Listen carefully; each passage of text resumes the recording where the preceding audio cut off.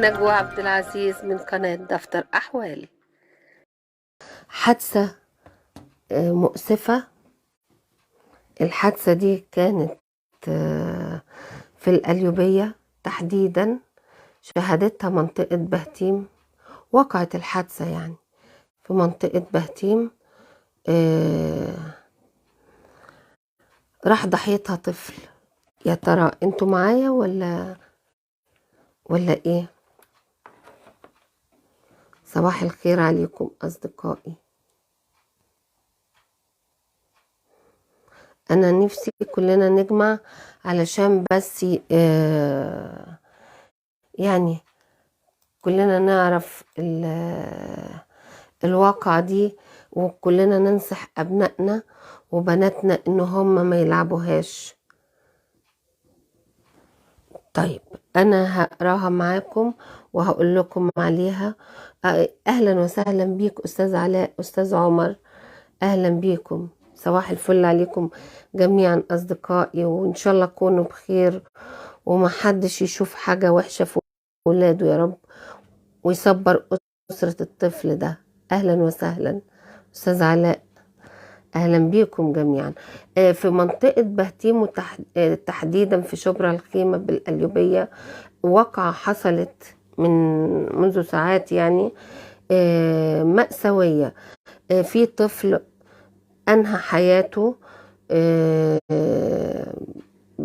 يعني أنهى حياته بشنق نفسه بسبب اتباعه للعبة اللي قدام حضراتكم دي، اللي اسمها لعبة الشياطين أو تشارلز. وعليكم السلام.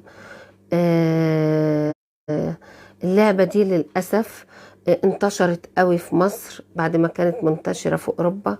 للأسف إن احنا دايما بنقول يا جماعة خدوا بالكم من أطفالكم ومن تليفوناتكم ومن التليفونات اللي في إيديهم.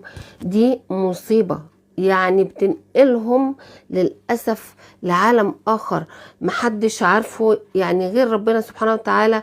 بيبقى الطفل قدامك إن هو موجود، لكن للأسف بيبقى في دنيا تانية خالص خارج نطاق المحيط والمحيطات والبحار. ده مش كلام كده يعني، ده كلام بجد.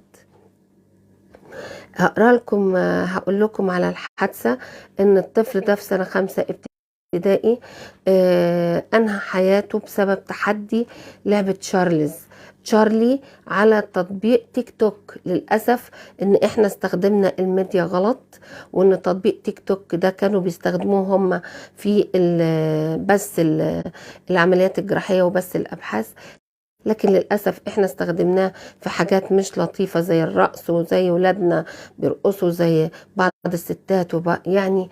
المهم ان الطفل ده يعني لفظ انهى حياته على طريقة تطبيق تيك توك، واللي ظهرت من سنة 2015.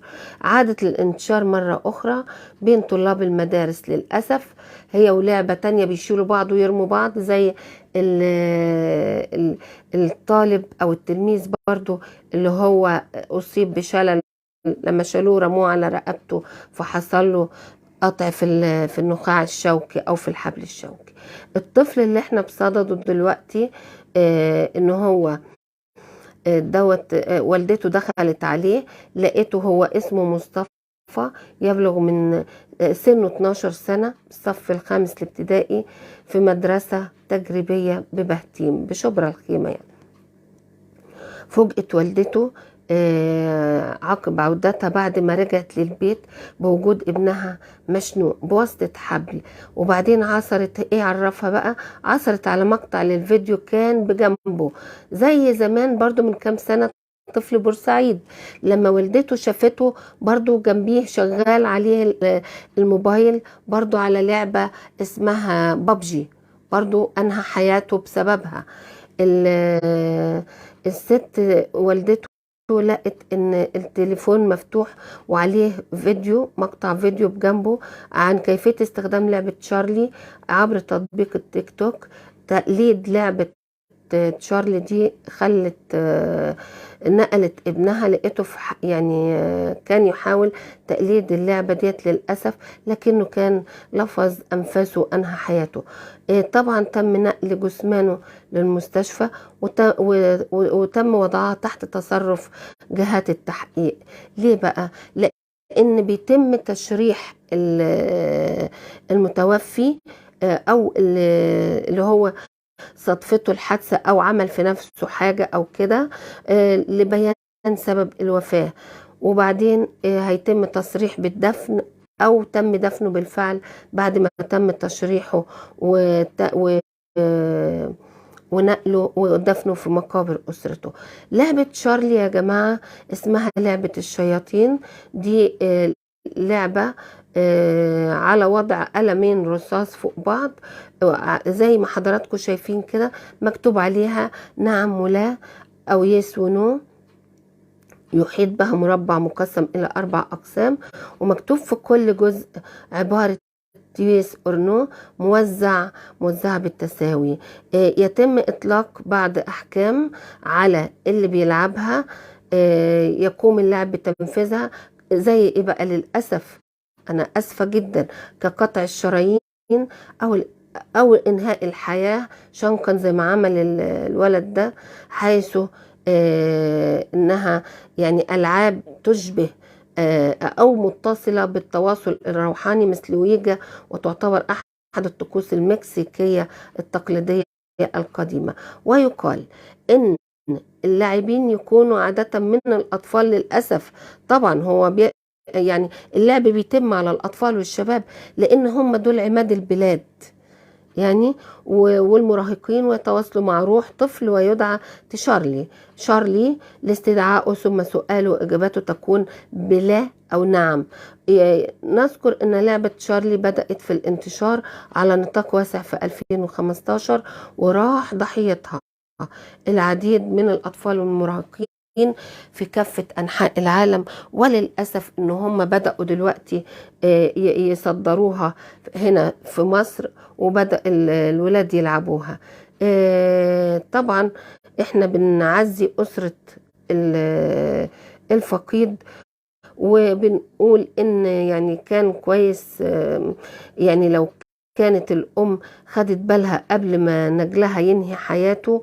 وإن هي وكل أسرة المفروض بتشوف بتراجع والطفل نايم أو أثناء وجوده، وبتقوله أنت بتلعب في إيه، أنت في إيه في إيدك، ويشوفوا. ونراجع يا جماعة تليفونات ولادنا، لأن طبعا دول عماد بلادنا وعمادنا إحنا كمان وسندنا وتعبنا وشقانا. يعني كانت النهاية إيه؟ كانت النهاية إن الطفل أنهى حياته، وبدال ما أسرته تفرح بيه للأسف هو أنهى حياته، والموت قال كلمته. احنا يعني أنا بتشكر للسادة الموجودين معايا دلوقتي، وبقول يعني أستاذ علاء بيقول لي ألو، اتفضل حضرتك لو عايز تسأل. اتفضل حضرتك أستاذ علاء بيقول السلام عليكم ورحمة الله وبركاته. متهيألي حضرتك عايز تسأل في حاجة ولا ايه؟ مش عارفة.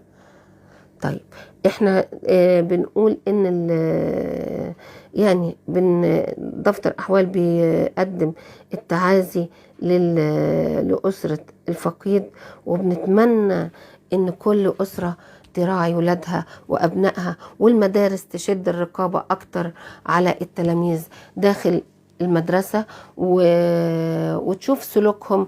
وكان في مادة زمان اسمها السير والسلوك، اعتقد ان هي ما بقتش موجودة دلوقتي، او موجودة بس مش مفعلة، لان في بعض المدارس الواحد بيبقى يعني وهو خارج شايفها كده خارج منها الاطفال والولاد والتلاميذ حالهم مش لطيف في تسريحاتهم، في اليونيفورم بتاعهم، في مظهرهم، في شعرهم اللي عاملينه حاجات كده غريبة.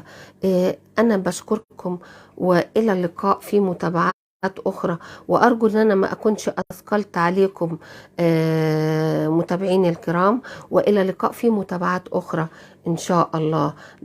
دام الله عليكم الصحة والعافية. كان معكم نجوى عبد العزيز من قناة دفتر أحوال. شكرا.